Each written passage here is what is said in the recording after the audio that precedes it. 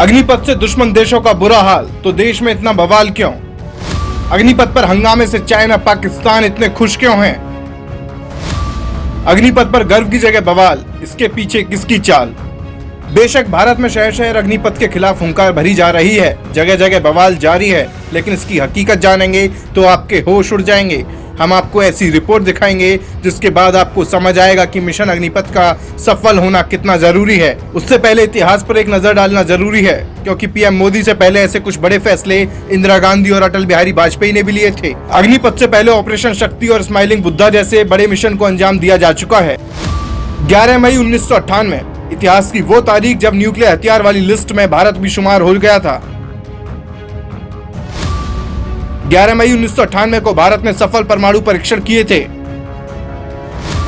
Operation शक्ति के तहत राजस्थान के पोखरण में परमाणु टेस्ट किया गया था। ऑपरेशन शक्ति पर नजर रखने वाली अमेरिकी खुफिया एजेंसी CIA को भनक तक नहीं लगने दी गई। तो वहीं इंदिरा गांधी ने भी मिशन स्माइलिंग बुद्धा को अंजाम देने की कोशिश की थी। साल 1974 में भी इंदिरा गांधी के वक्त परमाणु परीक्षण किया गया था। हालांकि ये सच है कि तब देश उन दोनों दिग्गज नेताओं के साथ खड़ा था, लेकिन आज अग्निपथ के विरोध में मोदी के खिलाफ आवाज उठ रही है।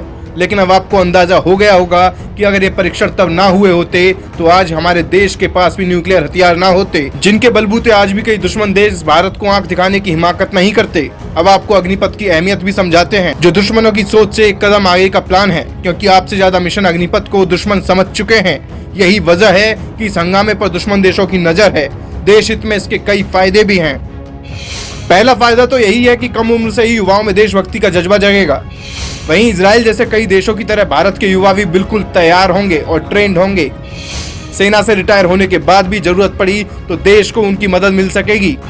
वहीं इस मिशन के तहत भारतीय सेना में जवान सैनिक रहेंगे तो दुश्मन के हौसले भी पस्त होंगे, जिसका अंजाम ये होगा कि भारत किसी भी हमले का आसानी से मुंहतोड़ जवाब दे सकेगा।